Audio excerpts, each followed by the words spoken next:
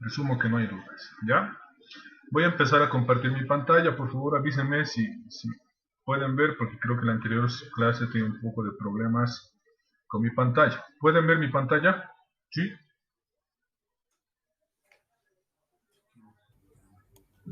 Sí, doctor, doctor. perfecto.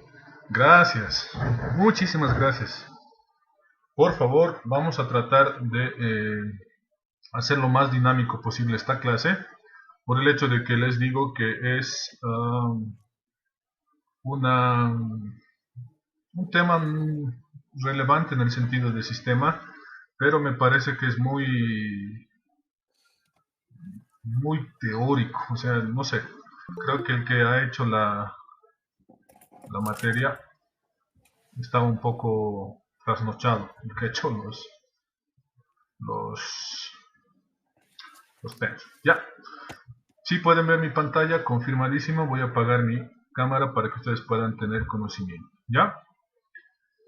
Bueno, hoy nos toca ver lo que son los sistemas procesales de acuerdo al PGC, que son específicamente los sistemas por los cuales hemos venido transmitiendo y en específico haciendo la trascendencia del derecho procesal penal, ¿ya? O en su defecto del derecho del procedimiento penal en específico. Van a ustedes ver y ustedes ya han podido conocer seguramente en el derecho penal la parte general, que es el derecho penal 2, las escuelas penales y las escuelas por las cuales se hacía algún tipo de castigo, se infería algún tipo de castigo, ¿verdad? Tenemos no que ser menos imperiosos en el sentido de poder hablar de un sistema. Pero a nosotros no nos interesa saber un sistema común y corriente, que si yo, un sistema eléctrico, nada, sino nos interesa saber un sistema jurídico, ¿ya? Es por eso que vamos a definir al sistema en específico como derecho procesal. ¿Alguien quiere hablar? No. Como el derecho procesal penal, como el sistema que es un conjunto de normas y principios en una materia enlazados entre sí. ¿Por qué decimos que es enlazado entre sí?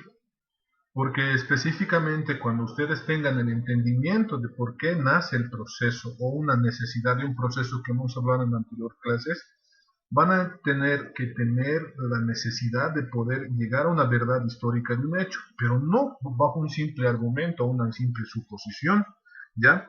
Porque todos estos actos estatales, procedimentales, actos de las partes, en este caso víctima, imputado, tienen que estar enmarcados en una necesidad diferenciada que tenga un conocimiento absoluto del por qué. Necesitamos un sistema propio en el que podamos seguir las reglas del proceso para que nosotros tengamos la viabilidad del conocimiento de la verdad histórica del hecho. Nunca se van a olvidar de eso, porque lo van a escuchar nombrar en todos sus procesos, ya sean en procesos simples o en procesos ordinarios, de procedimiento abreviado, de juicio, van a decir la verdad histórica de los hechos.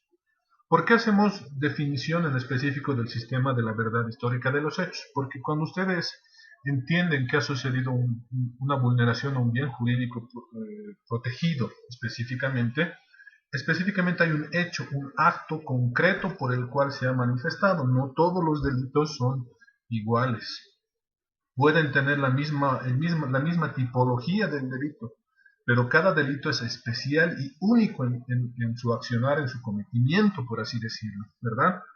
Entonces, esa es el sistema que nos va a venir a nosotros dar la razón de por qué necesitamos averiguar la verdad histórica del hecho a través de un sistema procesal, ¿ya?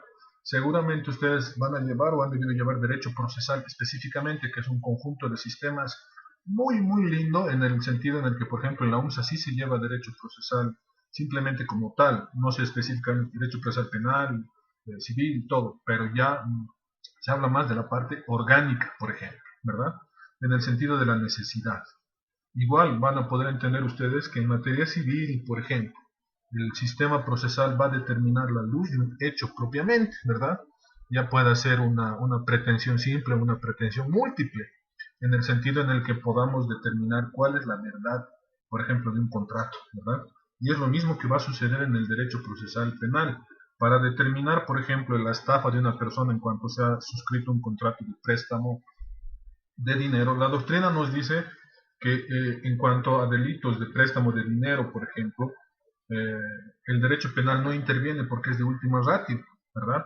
¿Por qué? Porque hay otros procesos, otros lineamientos, otros sistemas que pueden resolver de mejor manera, es decir, de manera más pacífica esta controversia. Pero también hay jurisprudencia que dice específicamente qué documentos tienen la intencionalidad, ya han nacido con la intencionalidad delictuosa, por ejemplo, criminalización de documentos, ¿verdad? Ahí es donde va a intervenir el sistema penal. A eso nos referimos con la necesidad de aclarar la verdad histórica de los hechos, ¿ya? He tratado de resumirlo lo más que he podido, el tema de, nos hemos equivocado de diapositiva, el tema de la evolución del sistema penal, ¿ya? El sistema penal siempre se va a basar por tipos y tipologías de la sociedad dentro de su determinada evolución, ¿ya? Existen 6 fases preliminares del derecho procesal penal en el sentido del sistema. La primera fase es la más conocida como la ley del talión, el ojo por ojo, diente por diente, ¿verdad? Es en específico cuando alguien, por ejemplo, robaba, le cortaban la mano, o hacían justicia por su propia mano, como hoy dicen, ¿verdad? Esa es la primera fase cuando ustedes han podido conocer y ustedes también van a poder determinar en la Biblia esta misma ley del talión, ¿verdad? Por el cual cuando se cometía algún hecho antijurídico, por ejemplo, doloso, un criminal, se procedía a hacer lo mismo que tú has hecho, se te va a hacer a ti lo mismo, ¿verdad? Para tratar de justificar en una igualdad, equidad de condiciones por el hecho que una persona haya cometido, ¿verdad? Desde ahí ustedes van a poder ver que existe un proceso, un sistema penal por el cual se determinaba la responsabilidad de una determinada persona, se le infería un castigo, ya sea diente por diente, ojo por ojo, como dice, como es más conocida esta primera fase, ¿verdad? Pero esta primera fase también está caracterizada por el hecho de que es más negativa a la persona que cometía el delito o infringía el delito, ¿verdad? Porque hoy en nuestro sistema no podemos hacer eso, ¿verdad? No podemos agarrar y decir, vos has matado a otra persona y nosotros te vamos a matar. Ya en Bolivia no existe la condena de muerte, ¿ya? La segunda fase, que es la reacción del individuo en torno a la colectividad, ¿ya? En este sentido vamos a entender que el ataque de una persona o del individuo va a afectar a toda la comunidad, ¿ya? Por eso es que se tiene que, en el fondo de los orígenes, se va a entender que la persona actuaba porque se determinaba dentro de un determinado grupo, por así decir, de una comunidad social, ¿no? Entonces no lo calificaban específicamente como ahora. Dependiendo del tipo de grupo de la comunidad que pertenecía, era más fácil o el sentido era más determinado de poder cometer algún tipo de hecho doloso, por ejemplo, ¿verdad? En este caso, las penas, por ejemplo, o el castigo eran mucho más fuerte por el hecho del delito que se cometa. No se hacía una relevancia si el delito era de relevancia jurídica o tenía una pena grande o una pena más baja, ¿ya? La tercera fase, que es más conocida como la fase de la persona ofendida y del ofensor y del ofendido, es más denominada en el sistema penal como la fase intermedia, ¿ya? ¿Por qué? Porque en este proceso, en esta tercera fase, siempre mediaba una tercera persona, un intermediario, como dice. Esta tercera persona, conocido como en otras culturas, puede ser el padre de familia, el jefe de la tribu, el más anciano, el que tenía más conocimiento, el más fuerte, el que tenía una decisión absoluta sobre algún otro tipo de conocimiento, que podía inferir un conocimiento o fallar a favor de una de las partes intervinientes, ¿ya? En esta tercera fase ustedes van a poder entender que esta tercera persona intermediaria o esta tercera persona particular tenía que tener una fase o tenía que tener una caracterización de dominio, ¿verdad? Por eso decimos, podría haber sido el papá, el abuelo o la persona adulta que tenía más conocimientos, el brujo, el más fuerte, dentro de una comunidad, una tribu o un clan, por así decir, ¿ya? La cuarta fase es más conocida en el sentido en el que ya evidentemente también hay un intermediario, pero en este sentido ya se le otorga y empiezan a hacer un pequeño conocimiento de una jerarquía de juez. Lo pongo de juez porque en ese momento no se denominaba todavía la palabra de juez. ¿Ya? ¿Por qué? Porque a este juzgador se le inicia, por así decir, se le da la facultad de que tenga un sistema probatorio, por así decirlo. ¿Ya? Por ejemplo, ustedes van a poder entender y van a poder leer la Biblia que habían ciertos castigos, por ejemplo, en el cumplimiento de los mandamientos, ¿verdad? Y había una especie de juicio, si no era de juicio sobre alguna regla, era un juicio de valor, ¿verdad? Entonces, en ese sentido, había que tener las pruebas necesarias, por ejemplo, eh, para poder hacer declarar a una persona le metían el fierro caliente, por así decirlo, ¿verdad? Entonces eso ustedes lo van a poder entender como un sistema de tortura, ¿verdad? Para que poder entender que lo hacían declarar incluso en su contra, pero tenían la facilidad de poder hacer esa situación, ¿ya? La quinta fase ya es más conocida por la expansión social, ¿ya? En el entorno del ser humano. ¿Por qué decimos que es el entorno del ser humano? Porque en esta fase ya se ha caracterizado por una organización del, del hombre o del humano, ¿verdad? En el que vamos a resaltar principalmente las monarquías, ¿ya? Porque en esta época las monarquías, o en este caso el rey, o los encargados por el rey, son los que tomaban la decisión sobre estas controversias jurídicas. Hoy las decimos controversias jurídicas. En ese momento eran otras controversias. Esta persona, llamada monarca, o por así decir, el que tenía el poder absoluto, podía encargar resolver a su gusto y a su antojo, ¿verdad? No había un procedimiento específico, pero este era el que tenía la calidad de juzgador. A él simplemente se le decía esto está pasando, o una denuncia simplemente verbal o secreta en el oído, como se ve en diferentes películas, y él podía tomar una decisión: pena de muerte, cuélguenlo, o sáquenle las tripas, ¿verdad? Como ha sucedido contra las personas que estaban en controversia de los reyes cuando hacían las expansiones de sus reinos, ¿ya? Y la sexta fase, que es más, que es más en el conocimiento de la población cuando ha incrementado las necesidades, y específicamente al incrementar las necesidades han incrementado los conflictos, ¿verdad? En este caso, la monarquía ya se ha visto reducida, ya se ha visto rebasada. ¿Por qué? Porque la población, la humanidad necesitaba otro tipo de administración de justicia más que el de una sola persona absoluta, ¿verdad? Porque las necesidades al incrementarse también han incrementado satisfacciones de los humanos o de los hombres. Estas satisfacciones han hecho necesariamente la comisión de hechos dolosos, culposos o comisiones delictivas, por así decirlo, ¿ya? Es importante que tomemos en cuenta esta situación porque estas seis fases son las que prevalecen dentro de la historia como evolución dentro del derecho procesal penal. ¿Tienen alguna pregunta de estas seis fases?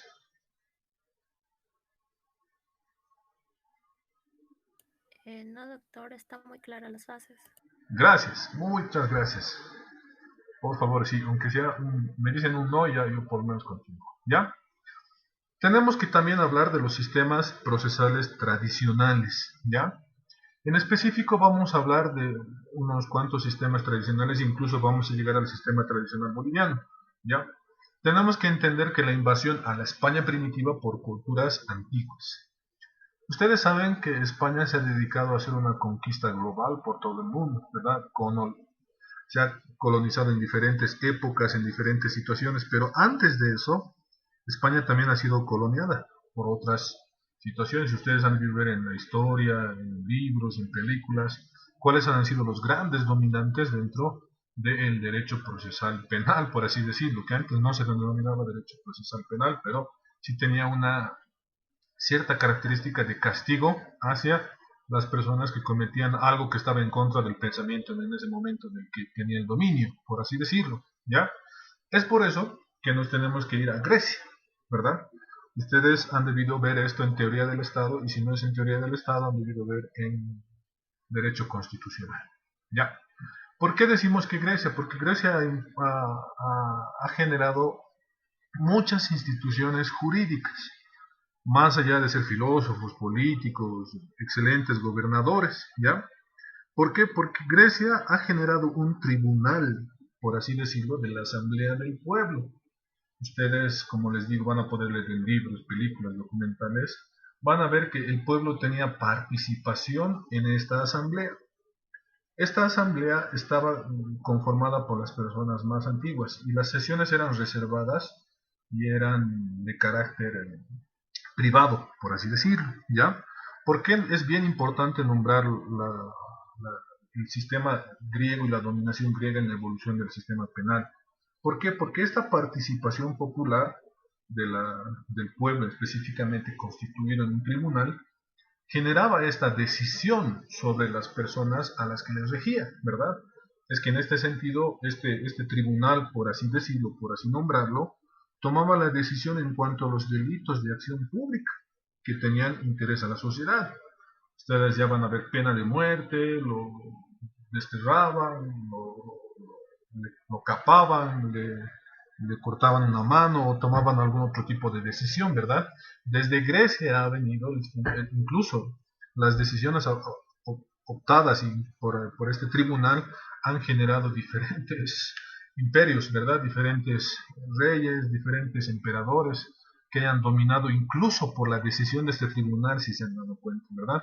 Qué importante ha sido poder generar el pensamiento que no solamente nos ha dado mucha cultura filosófica y de pensamiento, sino también nos ha generado mucha doctrina jurisprudencial desde el castigo desde ese entonces, ¿verdad? ¿Cómo se constituía un tribunal? ¿Bajo qué argumento? ¿Bajo qué necesidad? Y era una decisión que no tenía recurso de apelación, por así decirlo, ¿verdad? Era una decisión de cumplimiento obligatorio. Ahí no había situación por la cual las personas puedan apelar a esta decisión y tenían que cumplir o pena de muerte o cualquier otra situación. Cuando había guerra, por ejemplo, los que tomaban la decisión era este tribunal en específico si es que iban a mandar al ejército a que vaya a la guerra o en su defecto iban a empezar la negociación, por así decirlo, ¿verdad? Tiene otro nombre en griego, ahorita me voy a acordar. Pero incluso la gente por querer tener participación en la decisión generaban otro tipo de decisiones y ya empezaban el problema, por así decirlo, la controversia jurídica, porque no había un principio de contradicción, ¿verdad? En el que se respeten los votos, por ejemplo, ¿verdad? Diga, ¿cuántos votan que es culpable? No. ¿Cuántos votan que es inocente? Se respetaba la mayoría y muchos, incluso desde en ese momento podemos entender que existía la corrupción, porque muchos se dejaban convencer o comprar por el tema de una decisión absoluta. ¿Ya? La invasión romana. La invasión romana es en específico uno de los puntos y de los pilares del procedimiento penal, es así decir, ¿ya? ¿Por qué? Porque ustedes han tenido el conocimiento y tienen el conocimiento específicamente de derecho romano, cómo es que se hacían los métodos y prácticas dentro de un procedimiento romano, por ejemplo. Es donde aquí nace el proceso del método contradictorio público y oral, por así llamarlo, el derecho, el proceso de acusación, ¿ya? Ustedes han podido entender que se sometía a un inculpado a una audiencia, se le leían, por así decirle, los derechos o se le leía lo que se le estaba denunciando e incluso podían tomar testigos, ¿verdad? Y ustedes ya saben de dónde viene la palabra testificar, ¿verdad? Se los he explicado anteriormente, ¿sí? ¿Alguien conoce?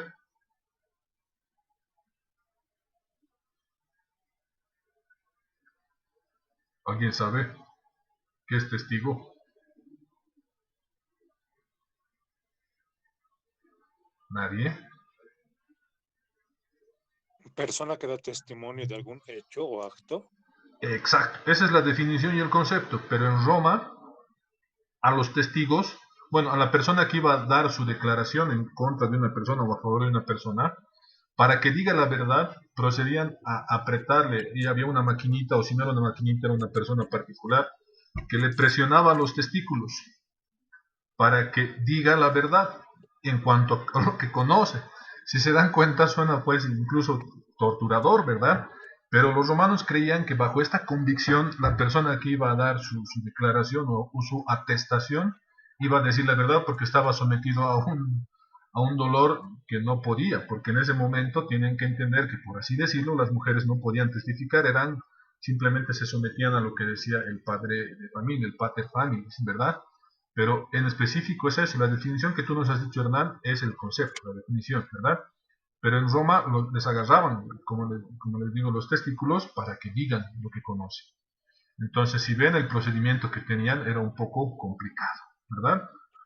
Incluso, ustedes van a ver en Roma, y el caso más denominado que siempre yo trato de darles a mis alumnos de introducción al derecho, es el juicio de Cristo.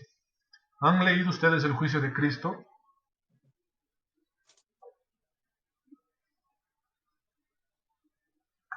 No, ¿verdad?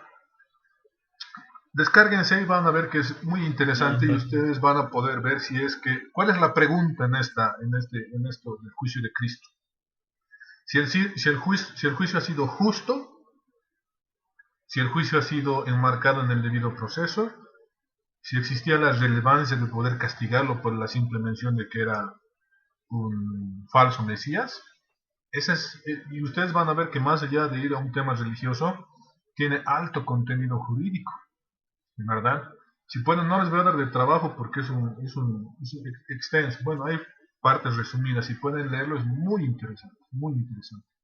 El proceso de Cristo. Si lo adecuaríamos a nuestro proceso boliviano actual, les apuesto que no es justo. ¿Por qué? Porque a Jesús lo han sentenciado por la decisión del pueblo, porque el pueblo ha decidido salvar a Barrabás, ¿verdad? Le han dado la oportunidad y el pueblo ha dicho, y ese es otro tipo de proceso en el que ha intervenido Roma, por ejemplo. Le daba la facultad al pueblo que conquistaba en ese momento que tome la decisión sobre uno de sus partícipes, uno de sus intervinientes de la comunidad o participantes de la sociedad, por así decirlo, ¿verdad? Pero la población escogió a otra persona que no era él, ¿verdad? Muy interesante, si no, ahora yo lo voy a descargar y se les voy a pasar. La Iglesia Católica en el predominio, ¿ya? Ustedes han podido escuchar la época o la Iglesia Católica inquisitiva, ¿verdad? Ha tenido una alta relevancia en el proceso, en el sistema acusatorio y también inquisitivo, en el hecho de que la Iglesia se constituía en juez y parte.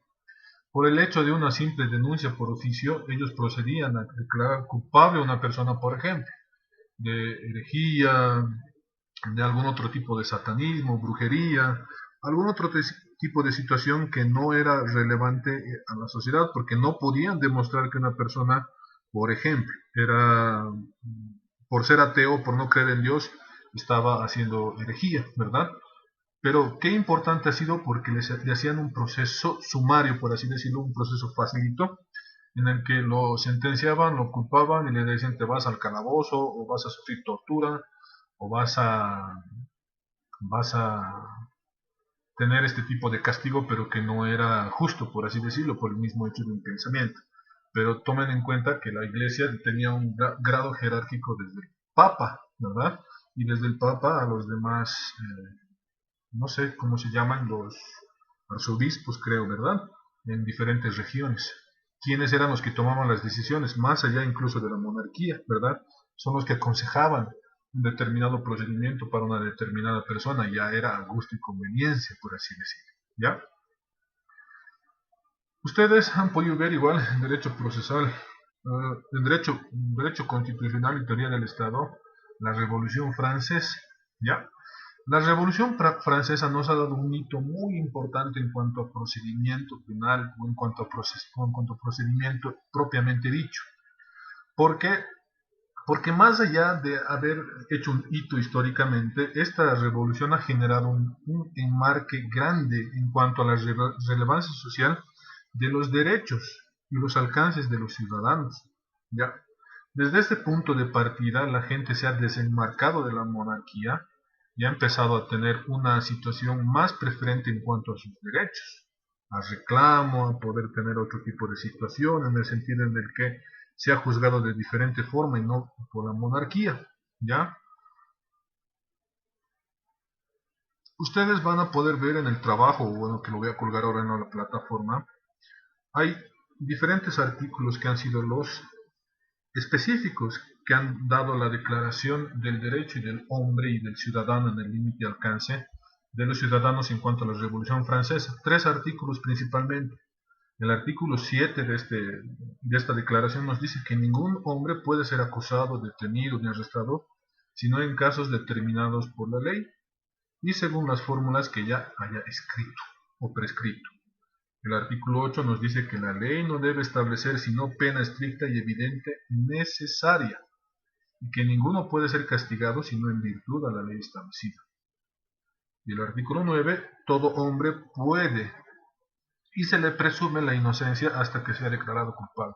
Vean cómo este hecho de esta Revolución Francesa nos ha dado 3 elementos importantes, ¿verdad?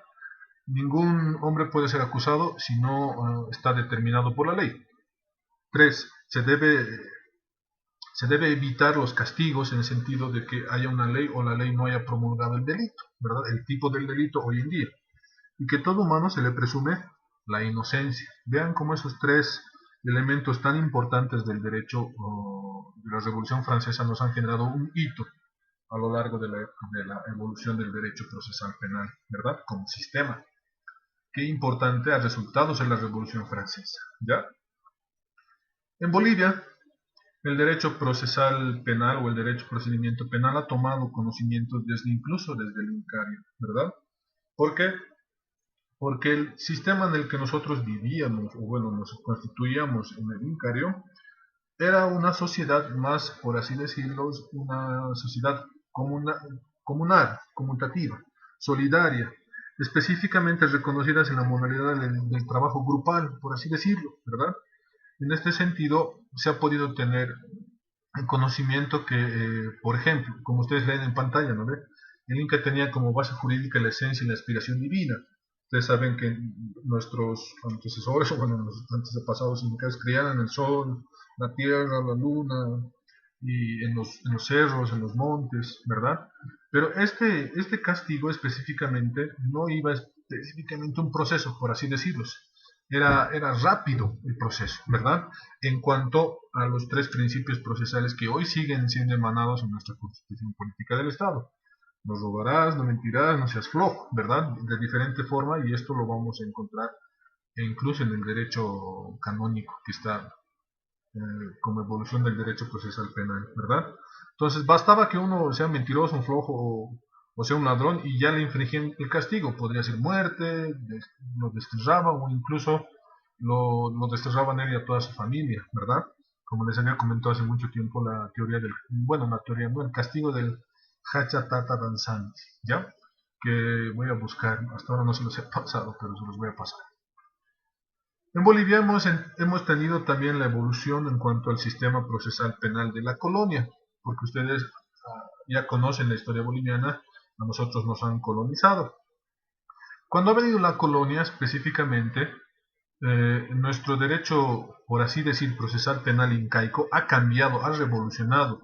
¿Por qué? Porque nos han venido a introducir la idea y el pensamiento propio de estos conquistadores, ¿verdad? El representante de la corona en Bolivia no era pues un rey, un príncipe, era un corregidor en ese entonces, ¿verdad?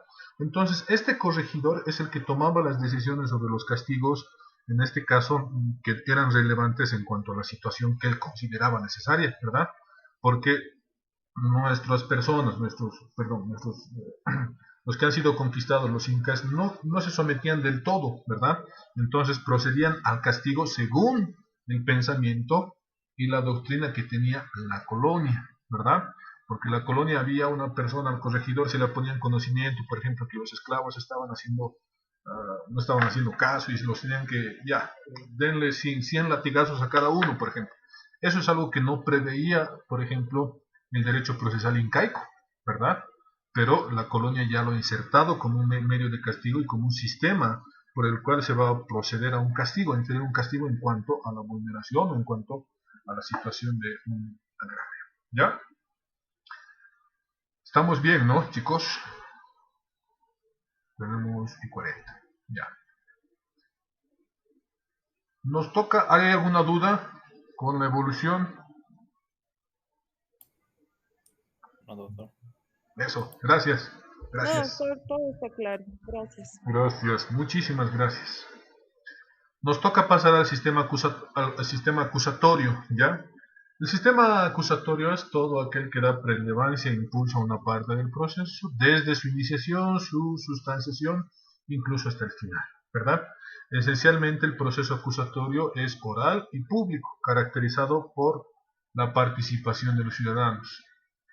El proceso acusatorio tiene 11 características principales, ¿ya? Que no son difíciles de conocer ni tampoco de entender.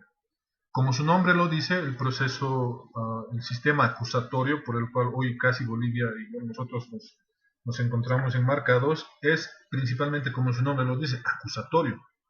Es decir, que tiene que haber una parte que fundamente inexistentemente o inexcusablemente la forma de acusar para que esta víctima pueda tener el derecho a poder ser damnificado o poder tener su circunstancia como tal o de afectado, ¿verdad?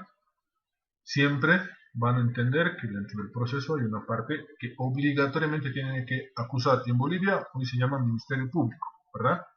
Es oral. ¿Por qué decimos que es oral? Porque excelentemente se utiliza el mecanismo de la comunicación como, ah, ah, como para hacer el cambio al sistema escrito.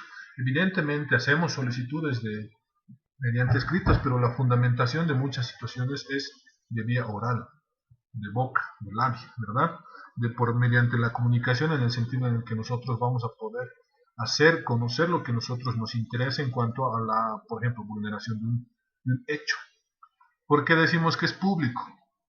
Es público porque estos actos procesales se realizan en razón a sujetos que intervienen dentro de este procedimiento acusatorio, ¿verdad? Estos sujetos siempre van a siempre tienden a ser una parte afectada y una parte que ha afectado, ¿verdad?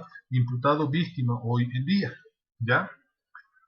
Específicamente, la confesión en el sistema acusatorio se basa por el relevo de prueba, ¿ya? Hoy en día.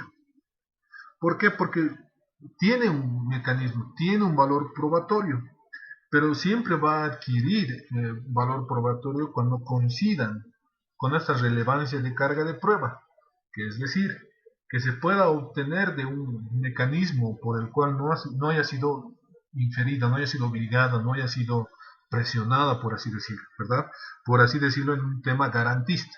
Esta confesión tiene que ser voluntaria, es por así decir, papito, dime la verdad, ¿no? En pocas palabras, ¿no? O alguien que ha cometido el delito. En el sistema acusatorio ustedes van a entender que siempre va a haber una característica del derecho a la defensa. ¿Por qué es importante el derecho a la defensa? ¿Por qué es importante el derecho a la defensa? Porque este derecho a la defensa adquiere también una calidad de derecho probatorio, de un indicio probatorio, para que tenga la suficiente prueba la parte que acusa y poder fundamentar esta acusación en cuanto a que se respete el cargo y el relevamiento de prueba, ¿ya? Porque este acto procesal ninguna persona, por ejemplo, desde el sistema acusatorio, puede estar sin ninguna defensa. Hoy ya la decimos de defensa material y técnica, ¿ya? Pero esta defensa es enmarcada específicamente bajo el relevo de prueba, ¿ya? ¿Por qué? Porque tiene que estar indispensablemente realizada este acto procesal para no generar una nulidad, porque después, en esos tiempos se decían, a mí me han obligado, me han presionado y no tenía alguien que me defienda, que diga o saque la cara por mí, o diga que esto no es justo que está pasando, ¿verdad? La detención preventiva en el sistema acusatorio es excepcional, tiene un carácter instrumental. Como hoy lo decimos, la detención preventiva no puede tener un carácter de regla, o sea, no podemos agarrar y decir, yo lo detengo a este sujeto porque pienso que es culpable. No, tienen que fundarse las decisiones necesarias en este sistema. Claro que también es un sistema antiguo, ¿verdad? Que hoy tiene una generación postmoderna por el sentido de la aplicabilidad. Pero es importante que se respete el derecho de la detención preventiva como excepción, como regla. Nuestro Estado, antes de la ley 1173, la detención preventiva duraba el tiempo que quería. pero hoy ya tiene un plazo determinado. Incluso antes de que no había plazo para la detención preventiva seguía siendo una excepción, salvo casos previstos por la ley, y la ley pueda permitir una detención preventiva, cuando no se ha demostrado domicilio, familia, que ya lo vamos a ir viendo más adelante, ¿verdad? La presunción de inocencia se sigue manejando como característica esencial dentro de un sistema procesal acusatorio, ¿ya? ¿Por qué? Porque mientras la parte que acuse no pruebe que es culpable, se le va a mantener el estado de inocencia, como hemos hablado en la anterior clase. La igualdad jurídica. La igualdad jurídica no es más conocida en el sistema procesal que el respetamiento de las normas de todas las partes y la obligación de poder intervenir en ellas. Es decir, que la igualdad jurídica sea la misma para ambos, para juez, para el Ministerio Público y para víctima e imputado, o afectado y afectador, como dice la teoría, ¿verdad? En este sistema acusatorio, se le ha dotado al juez de parámetros, pero específicamente parámetros que la ley le enmarca. En este sentido, el juez ya no puede hacer libremente lo que considere arbitrario o a su criterio, porque ya hay normas, ya hay reglas por las cuales este juez o este que va a tomar la decisión tiene conocimiento de la situación procesal. ¿Ya? Esta sentencia en el sistema acusatorio tiene que estar fundada en derecho. Es decir, que los hechos por los cuales se pueda denunciar a una persona o se le pueda acusar a una persona estén enmarcadas en el debido derecho, que exista esta norma, que esté tipificada, que se pueda transcribir, que se pueda leer, que cualquier persona, estante o habitante de cualquier estado pueda conseguir ese derecho que se está invocando y pueda entenderlo, por el cual se ha fundamentado una sentencia en el sentido de que sea necesario un castigo. Y la administración de justicia, que hoy entendemos que la administración de justicia no simplemente es hacer el correcto procedimiento penal, sino también es la garantía por el cual las partes intervinientes deban acceder y estar en correlación de lo que dice la ley y de lo que dice la norma, ¿verdad? No podemos tener jueces como hoy, bueno, no como hoy, sino como en otras épocas, que son sometidos a un poder estatal, ¿verdad? Aquí les hago una pregunta. La siguiente semana vamos a terminar de avanzar rápido y este es nuestro último tema por si acaso, chicos, ¿ya? Y yo quiero tomarme las siguientes clases para hacer repaso de algunas dudas que ustedes les tengan, para que entren al examen, pues, tigres, matadores, ¿verdad? No tengan dudas, ¿ya? Aquí va mi pregunta. Nos toca pasar el sistema mixto, ¿ya? La siguiente clase va a ser un poquito extensivo. Nos podríamos quedar aquí en el sistema inquisitivo, pero a mí lo que me interesa ahorita es que conozcan el procedimiento procesal en Bolivia. No teóricamente, se los voy a dar teóricamente en el tema, pero yo quiero que ustedes vean el tema de los flujogramas. ¿Estamos de acuerdo o continuamos con la exposición de las diapositivas? No, doctor, por mi parte estaría de acuerdo en que hagamos un pequeño repaso. ¿Repaso de qué? De todos los temas que hemos ido avanzando, doctor, para prepararnos para el examen. Claro, el jueves vamos a terminar este tema 4, que es hasta el tema que tenemos en nuestro PGC, ¿verdad? Y de ahí tenemos creo que 2 clases libres, ¿no? En el que vamos a tratar que una de esas clases sea ese debate que quiere el doctor Dips, y la otra clase sea el repaso, ¿no? O sea, que nos matemos entre nosotros para que me digan cuáles son sus dudas, ¿verdad? Para que entren tranquilos. Pero cuidado, me estén haciendo pisar el palito, cuidado me digan la respuesta de la pregunta, ay, cuidado, yo también a ratos me distraigo y les voy a dar las respuestas, ¿ya? Por favor, ya me ha sucedido y cuidado me estén preguntando. Ya, lo que les digo ahora, para poder avanzar un poco más rápido, quisiera que ustedes conozcan las etapas y el sistema procesal penal boliviano, que aquí tengo el flujograma. ¿O continuamos con las diapositivas? A la una, a las dos. Doctor, de mi parte yo creo que sería muy importante las etapas y el sistema procesal.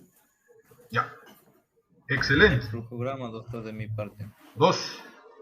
Vamos, un voto más y lo dejamos ahí. Flujograma, doctor. Flujograma. 3, 4, sí, eso, listo, gracias.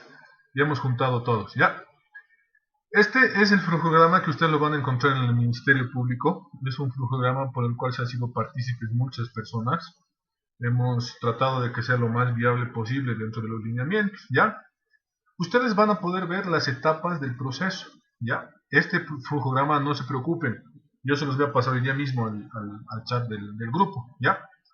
Ustedes van a poder ver cómo inicia un proceso penal en Bolivia, ¿ya? Porque yo les puedo decir, en Bolivia, en la época del Banzer, en la época del general Vallivian, habían estos problemas, ¿verdad? Pero no. Aquí tenemos el flujograma del procedimiento penal ordinario. Ya también les voy a dar el procedimiento ley 348, niños de adolescencia, ustedes tranquilos, no se preocupen, ¿ya? El procedimiento penal puede iniciar por dos circunstancias, ¿ya?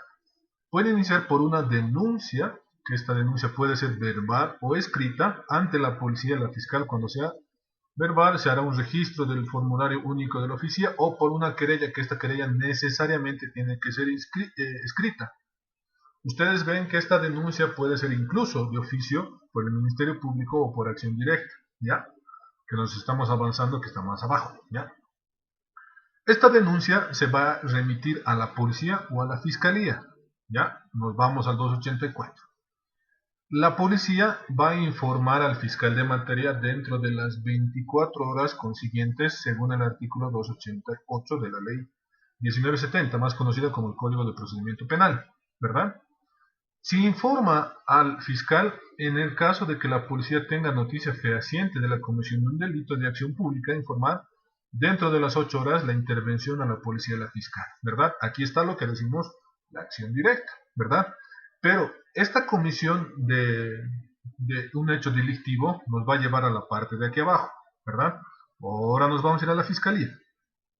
Si la fiscalía acepta la denuncia o la querella en su defecto, tiene un plazo de 24 horas para poner en conocimiento del juez de instrucción penal de turno, sea en la materia que nos corresponda, sea juez de instrucción anticorrupción o violencia hacia la mujer, ¿verdad? Dentro de las 24 horas, según el artículo 289. ¿Por qué? Porque aquí estamos haciendo una presunción de que hay una persona detenida. La policía lo puede detener 8 horas. Comunica a la fiscalía y la fiscalía tiene 24 horas más para fundamentar un mandamiento de apremio y poner en conocimiento de la autoridad competente, ¿ya? Puede que en esta etapa la fiscalía desestime la denuncia o en su defecto pueda solicitar sea subsanada en cuanto exista algún tipo de oscuridad, algún tipo de contradicciones en esta denuncia, ya sea escrita o verbal, ¿ya? Pero esta subsanación sucede dentro de 24 horas. Las 24 horas son improrrogables. Desde que te notifican a las 11 de la mañana, por ejemplo el día 30, vence el día 31 a las 11 de la mañana. Aquí no hay los plazos procesales que empiezan a correr al día siguiente hábil, ¿verdad? Aquí tenemos hasta esta etapa, ¿verdad? Ahora, si vamos por la querella va a ocurrir lo mismo, ¿verdad? Por escrito ante la Fiscalía 290 tienen los requisitos en el artículo 290 de la ley 1970. En este caso, el fiscal e imputado pueden objetar la querella en el plazo de 3 días desde su notificación. Ya estamos contando de que la querella haya sido admitida con un informe al inicio de investigaciones. Esto lo dice el artículo 291. ¿Por qué? Porque el acto de comunicación, ustedes ya saben que es importante, ¿verdad? Por el hecho de los cuales van a necesitar poder hacer un proceso penal. Vámonos a la fase preliminar, ¿ya? Abierta la fase preliminar, en nuestro procedimiento como sistema procesal penal, el Ministerio Público tiene 20 días hábiles que pueden ampliarse dependiendo el caso complejo al amparo del artículo 301, ¿verdad? Pero estos 20 días hábiles son específicamente para que el fiscal y la policía hagan los actos necesarios para poder fundamentar el informe conclusivo para una posible imputación formal al al juez controlador de derechos y garantías, ¿verdad? ¿Qué pasa si dentro de los 20 días, vencidos los 20 días, por ejemplo, un día después de los 20 días, el fiscal no ha solicitado la ampliación del plazo, ¿verdad? En este caso, el juez todavía no le dice ya el caso se ha rechazado por oficio, ¿verdad? Le conmina al fiscal del caso que a través de una resolución, dentro de los 5 días desde la notificación de la resolución, emita una resolución conclusiva de la investigación preliminar. Esta resolución puede ser imputación formal o puede ser rechazo de la querella. Acá está. El fiscal de materia podrá emitir requerimiento conclusivo, imputación formal, solicitando la ampliación del plazo de los 20 días que está acá. ¿Ya? Puede solicitar el rechazo de la denuncia porque no han aportado los elementos necesarios para poder fundamentar una imputación formal. Puede también dentro de estos 20 días o extenderse a estos 20 días solicitar una salida alternativa, suspensión condicional del proceso, procedimiento abreviado o un criterio de oportunidad reglada. ¿Ya? Eso lo vamos a ir viendo con calma, no se preocupen. ¿Ya? Vean cómo desde la etapa preliminar, que es la etapa inicial, como se dice, podemos tener resoluciones de diferente índole procedimental, por así decirlo, ¿verdad? Específicamente una salida alternativa que ya más se va a compelir en el tema de delitos, por ejemplo, ha sucedido mucho en delitos contra la salud pública. Los pescaban mucho en la calle y procedimiento abreviado, si me fijo, ¿verdad? Ahora, si imputa formalmente, el fiscal de materia tiene que identificar el hecho con los indicios suficientes que demuestren la probabilidad de autoría de una persona. Si corresponde, nos vamos a ir a una audiencia de medidas cautelares. Ahí ya termina la etapa preliminar, ¿ya? Ahí, porque en la audiencia de medidas cautelares se va a decidir el futuro de este imputado, que ya da la apertura a la etapa preparatoria, ¿ya? Que ahorita vamos a ver, no se preocupen. Pero en el caso que existiera el rechazo a la denuncia, las partes pueden objetar la objeción en el plazo de 5 días al amparo del artículo 305, ¿ya? ¿Qué es el rechazo? Decirle al fiscal que usted no debería haber rechazado la denuncia porque existen estos elementos, estos elementos, y correspondía a una imputación formal.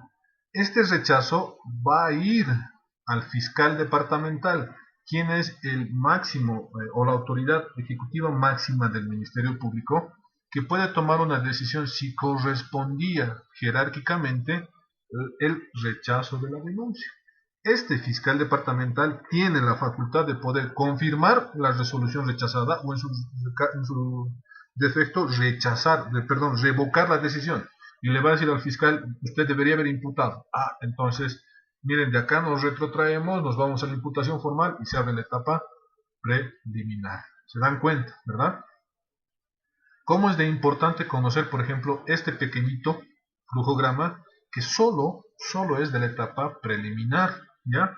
Las características similares comienzan con los delitos 348, delitos de corrupción, delitos flagrantes, nada más que se le quitan ciertas partes dentro de esta etapa. ¿Ya? Nos vamos al supuesto en el que se haya imputado formalmente y se abre la etapa preparatoria, ¿verdad? En la etapa preparatoria, propiamente dicha, ustedes van a entender que se conoce más en doctrina y en jurisprudencia como la etapa que va a preparar el juicio oral público y contradictorio, ¿ya? La finalidad de esta etapa es hacer y recolectar ya no indicios, sino evidencias materiales que demuestren la culpabilidad de una persona en una determinada situación jurídica, ¿verdad? Esta etapa tiene un plazo determinado que es de 6 meses, ¿ya? Estos 6 meses pueden también ampliarse dependiendo de la complejidad del caso, dependiendo si merece o no merece un tipo de ampliación más, ¿ya? Vencido este plazo, pese a que haya algún otro tipo de combinatoria, el fiscal tiene 3 oportunidades. Puede acusar formalmente con los elementos que dice acá, que vencida las 24 horas por oficina gestora, esto ya lo han aumentado, ¿verdad? Se notifica la acusación formal, es que el fiscal ya ha encontrado las evidencias necesarias para fundamentar una acusación de la autoría, ya no es probabilidad, ya es autoría, ¿verdad? E incluso puede encontrar los elementos necesarios para un requerimiento de salidas alternativas. Vean cómo seguimos manejando la suspensión condicional del proceso, proceso abreviado, conciliación, oportunidad de conciliación o incluso el sobreseimiento. El sobreseimiento es cuando el fiscal no ha podido materializar sus indicios en evidencias, es decir, no tenemos las pruebas suficientes para fundamentar una acusación. Evidentemente existen los indicios, pero estos indicios no son suficientes para fundamentar una acusación, ¿verdad? En el caso en el que haya acusación formal, se tiene un plazo de 24 horas para remitir a un tribunal, en este caso de sentencia, juzgado de sentencia, para que este mismo juzgado vea las pruebas, notifique a las partes y se abra o se haga auto de inicio de apertura de juicio oral. En el caso de salidas alternativas, puedes llevarse a un juez de sentencia o incluso el mismo juez controlador de garantías puede someter a un proceso abreviado o determinar una salida alternativa por conciliación. Esta audiencia tiene que resolverse indefectiblemente dentro de los 10 días presentada la solicitud por el Ministerio Público. ¿Ya? Ahí tienen, no se preocupen, les voy a pasar. En el caso del sobreseimiento, el fiscal obviamente notifica este sobreseimiento a las partes. Las partes pueden objetar este sobreseimiento, que va a ser la misma figura y el mismo procedimiento que una objeción al rechazo de la querella o la denuncia, ¿verdad? Va a ir al fiscal de distrito y este fiscal de distrito va a determinar si es que corresponde revocar este sobreseimiento o confirmar este sobreseimiento. Acá tienen una parte muy importante que dice que si alguna razón no se pronunciara dentro de los 10 días, en este caso, va a haber una responsabilidad administrativa, ¿verdad? Si el fiscal revoca este sobreseimiento, intimará al fiscal inferior a cualquier otro. ¿Por qué? Porque entiendan que estas resoluciones, por ejemplo, de sobreseimiento, generan una demora procesal, ya, que puede ser atribuible al Ministerio Público, al imputado o a la víctima.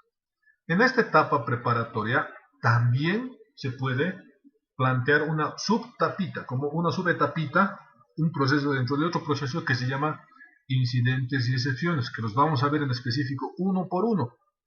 Y yo me voy a dar la tarea de también enseñarles los incidentes sobrevinientes, cuando ya estamos en juicio y ya hemos vencido el plazo de los incidentes, ¿verdad?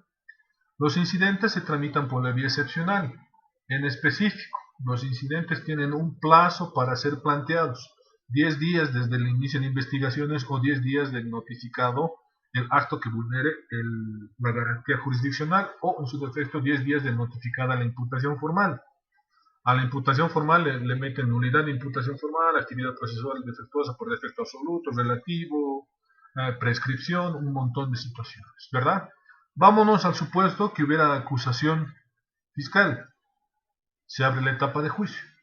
Recibida la acusación fiscal, el juez de tribunal o el presidente de sentencia tiene 24 horas de recibidas las pruebas para notificar en este caso a la víctima y al querellante para que la víctima en este caso se adhiera a la acusación o presente su acusación particular y el querellante también haga lo mismo, ¿verdad?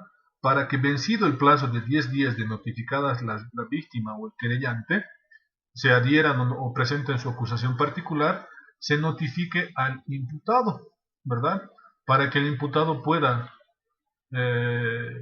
presentar contestación negativa, afirmativa o incluso en una etapa de juicio puede solicitar una salida alternativa, ¿ya? Este procedimiento penal se sustancia específicamente por reglas aplicables en la norma sustantiva penal, ¿ya? Porque el juicio no puede ser al libre albedrío de los jueces de sentencia. En la etapa preparatoria nosotros podemos plantear acciones de libertad, incluso en el juicio, pero no tiene tantas reglas como el juicio, ¿ya? Específicamente se tiene que hacer un auto de admisión de juicio, que ustedes lo están viendo y ustedes lo van a ver. Por ningún caso se puede habilitar días y horas inhábiles. Por eso es que cuando hay sustanciaciones de juicio, los jueces cuando se está venciendo el plazo, porque son largos, yo me he quedado incluso noches, 24, 48 horas en juicio, habilitan días y horas extraordinarios para que no haya específica vulneración a días inhábiles o horarios inhábiles, ¿ya? En específico, el procedimiento en juicio, van a poder ustedes ver que se hace una sustanciación del juicio. Dependiendo de la complejidad, el juez de tribunal de sentencia tiene la obligación de preguntar a las partes antes de la resolución propiamente del juicio si hay algún incidente o excepción a plantear, que se resuelve ese mismo instante. En ese mismo momento se emite una resolución y esa resolución incluso puede ser apelada o se puede hacer la reserva de la apelación en específico, ¿verdad? Que vamos a ir viendo cómo van a ser etapas. No se preocupen, vamos a tener clases específicas de juicio, de preparatoria, de todo lo que ustedes necesiten, ¿ya? Dentro del mismo procedimiento y el sistema procesal penal tenemos diferentes tipos de apelaciones, ¿ya? Las cuales van a poder darnos una luz en cuanto a lo que nosotros necesitamos o en cuanto nos sentamos agraviados. Principalmente la apelación más usada o más necesaria es la apelación restringida, que es la que ataca específicamente a las sentencias condenatorias o absolutorias por la vulneración de algún tipo de delito, de una garantía constitucional o jurisdiccional. La vamos a ver, no se preocupen, estoy diciendo a grandes rasgos. El recurso de casación ya se interpone contra el auto de vista del recurso de apelación restringida. Esta casación ya no es departamental, sino se va a Sucre, se va a nivel nacional, ¿verdad? Tenemos otro recurso que se llama apelación incidental, pero este es específico para resoluciones emitidas, ¿verdad? Resuelve el condicional del proceso, resuelve una excepción, medidas cautelares, desestime querella o delitos. Se dan cuenta y aquí está el procedimiento en específico, ¿ya? No se preocupen, como les he dicho, vamos a avanzar y vamos a llevar etapas por etapas. Vamos a poder nosotros tener en conocimiento todo eso que ustedes necesitan, ¿ya? Hemos tratado de que sea rápido, no se preocupen. Avísenme qué dudas tienen, qué preguntas tienen, porque eso es lo que nosotros necesitamos saber, la sustanciación, el correspondiente actuar de cada etapa, por ejemplo, ¿verdad? Porque ahorita lo hemos dicho rápido, la etapa preliminar, pero ¿qué pasa si en la etapa preliminar surge un nuevo hecho o surgiera algún otro tipo de situación? Podemos interponer recursos. ¿Cómo se interpone un recurso? ¿De forma escrita, de forma oral?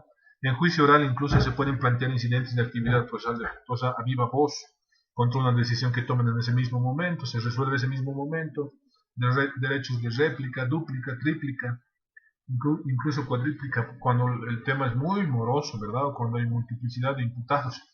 Es interesante el tema de juicios, ¿verdad? ¿Dudas? ¿Preguntas?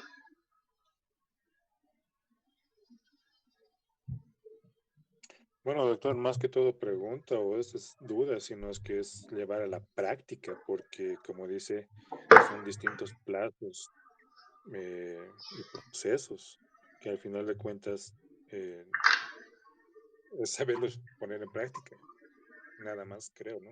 Y como dices, tiempo, porque ahorita ya me queda un poco de ubicarme, en los plazos. Eliminar el... Vamos a tratar de poner en prueba o tratar de que ustedes conozcan todas las etapas, ¿verdad? Pero mínimamente, como les he dicho, vamos a conocer la etapa preliminar para poder abrir a la etapa preparatoria, ¿verdad? Con la medida cautelar, porque si les toca la siguiente clase, bueno, la siguiente materia forense, nos estamos adelantando la audiencia de medidas cautelares, pero bueno, pues para ustedes ya va a ser un acto repetido, ¿verdad? Ya lo van a poder hacer mejor, ya se van a poder desenvolver mejor todavía. Doctor, Dime. a ver, en la etapa preliminar, todo lo que se va a llevar a cabo hacia adelante procede con la detención, ¿verdad? Puede. Hay términos que se manejan en calidad de detenido y en calidad de procesado, está detenido. Considero que en calidad de detenido es que máximo tiene que estar 8 horas, ¿sí? Y cuando hay una detención por calidad de procesado, y eso tiene que llevar tiene sus plazos, ¿verdad? ¿Esos plazos el procesado cumple en arresto o cumple en libertad para poderse defender? Ya. En específico, cuando está en conocimiento de la policía, lo arrestan. Está guardando arresto por 8 horas en celdas policiales, ¿ya? Si hay la presunción de la comisión de un delito, como dice en la etapa preliminar, se pone en conocimiento del fiscal. El fiscal va a determinar hasta las 8 horas cumplidas, ni un minuto más, ni un minuto menos, si corresponde que a esta persona la aprendan. Pero el fiscal tiene que emitir una resolución fundamentada de aprehensión. Es decir, que a la persona que está arrestada le hagan conocer los hechos y los motivos por los cuales es necesario que lo aprendan y lo remitan a un juez de control jurisdiccional para que decida si va a mantener todavía su calidad de detenido, de aprendido, o se va a poder defender en libertad o con algún otro tipo de medidas sustitutivas. Generalmente el arresto que sucede por los policías sucede mediante acción directa, ¿verdad? Hoy en día, antes no existía la acción directa y simplemente no había un cómputo en específico de las 8 horas. Ahí se vulneraba, ese rato había que ver el tema del informe de la persona que ha detenido, a qué hora lo ha detenido y hacer el cómputo de las horas. Pero hoy ya tenemos la acción directa y nos da la hora, pasa más de 8 horas y no hay resolución, acción de libertad, ¿verdad? Para que le den libertad, incluso la policía lo libera y le dice, bueno, aquí está tu situación, tienes que venir tal día donde el fiscal para que te tomen tu declaración. Existe también eso. Pero como te digo, si va a tener otra calidad, en este caso ya de aprendiz, ¿verdad? El fiscal va a fundamentar específicamente los riesgos, que pueda darse a la fuga, que es autor del delito, que hay las evidencias, los indicios materiales que demuestran que es probable autor, y es necesario que una autoridad jurisdiccional resuelva su situación jurídica, ¿verdad? Y es ahí que tienen los plazos determinados, 8 horas, 24 horas el fiscal para remitirlo ante juez, y el juez tiene 24 horas para señalar audiencia de consideración de medidas cautelares. Si te das cuenta, ¿verdad? Hay como si nada y han pasado 3 días, ¿no?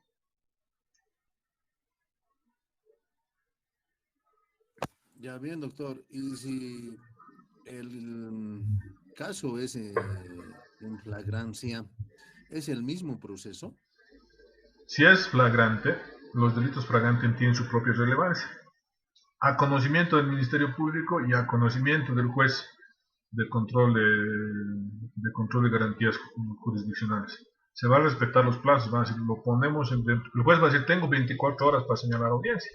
O hay jueces que dicen, ya, momento, al juez de turno, y el juez de turno dice, ahorita vamos a llevar la audiencia, ¿verdad? Todo depende del hecho.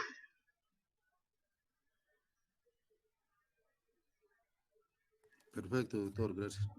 ¿Ya? ¿Alguna duda, pregunta? Nada. Bueno, nos vemos el jueves, vamos a avanzar rapidito lo que nos queda y vamos a empezar a tratar de hacer lo más que podamos el repaso y ver algún otro tipo de situación que ustedes más necesiten. Por favor, para eso necesito que me avisen. Si han leído el trabajo, por favor, léanlo. Si hay alguna duda, pregunta, avísenme. Si saben descomponer delitos, avísenme, yo les voy a pasar una sentencia para que vean cómo se descompone delitos.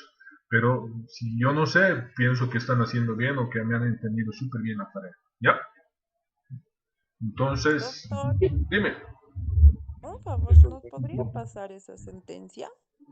Claro, les voy a pasar el tema de cómo descomponer un delito, ¿verdad? Eso tendrían que saberlo ustedes, pero como les digo, yo no puedo ver el pasado, pero les voy a pasar la forma en la que tendrían que descomponer un delito, si es que lo necesitan, ¿ya? Ya, doctor, muchas gracias. Listo, que tengan buena noche, que su siguiente clase no sea tan extensa como la mía. Se cuidan, nos vemos el jueves. Avísenme, por favor, dudas, preguntas. Chao, Hernán. Buenas noches, doctor. Muchas Buenas gracias. noches, Andrea. Buenas noches, Mayra. Buenas noches, doctor. Hasta luego. Buenas noches, Buenas Miguel. noches, doctor. Buenas noches, Cintia. Buenas noches, Mayra. Hasta luego, doctor. Buenas noches, Vivian. Gracias, doctor. Hasta luego. Buenas noches, Marco. Gracias. Chao, Rafaela.